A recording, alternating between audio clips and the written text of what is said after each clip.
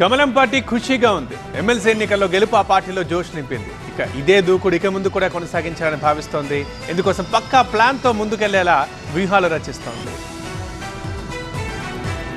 తెలంగాణలో సానుకూల ఫలితాలు సాధిస్తున్న బీజేపీ రాజకీయంగా మరింత బలపడేందుకు అనుసరించాల్సిన వ్యూహాలను సిద్ధం చేసుకుంటోంది. పార్లమెంటు ఎన్నికల నుంచి రాష్ట్రంలో మెల్లిమెల్లిగా తన గ్రాఫ్ పెంచుకుంటున్న కమలదళం ఇటీవల జరిగిన ఎమ్మెల్సీ ఎన్నికల్లో కాంగ్రెస్, బీఆర్ఎస్లకు షాక్ ఇచ్చింది. 3 ఎమ్మెల్సీ స్థానాల్లో 2ంటిని కైవసం చేసుకుని రాష్ట్రంలో తమ బలం పెరుగుతోందనే స్పష్టమైన సంకేతాలిచ్చింది. 2 ఎమ్మెల్సీ స్థానాలు గెలుచుకోవడానికి స్పష్టమైన వ్యూహంతో ముందుకు సాగిన బీజేపీ దానికి తగ్గట్టుగానే ఫలితాలను రాబట్టుకోవడంలో సూపర్ సక్సెస్ సాధించింది. దీంతో రాబోయే రోజుల్లోనూ స్పష్టమైన వ్యూహాలతో ప్రజల్లోకి వెళ్లడంపై కమలనాథులు ఫోకస్ చేశారు. ఇదే అంశంపై పార్టీ జాతీయ ప్రధాన కార్యదర్శి సునీల్ బన్సల్ రాష్ట్ర నేతలతో సమావేశమయ్యారు.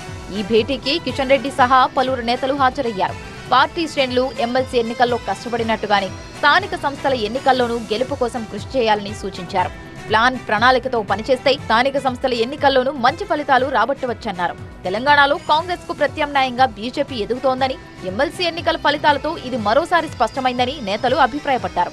అయితే రాష్ట్రంలో అధికారంలోకి వచ్చేంత వరకు ఇదే రకమైన పనితీరును కనబర్చాలని సునీల్ బన్సల్ నేతలకు దిశానిర్దేశం చేశారు.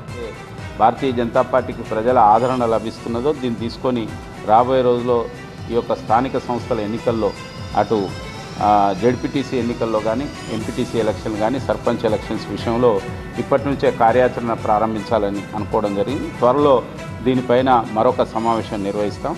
దీనికి సంబంధించిన ఒక రాష్ట్ర స్థాయి కమిటీని కూడా రాష్ట్ర అధ్యక్షులు ఏర్పాటు చేస్తున్నారు. మరోవైపు రాష్ట్రంలో అధికారంలోకి వచ్చేందుకు తమకు తొందర లేదన్నారు కేంద్ర మంత్రి, తెలంగాణ బీజేపీ చీఫ్ కిషన్ రెడ్డి.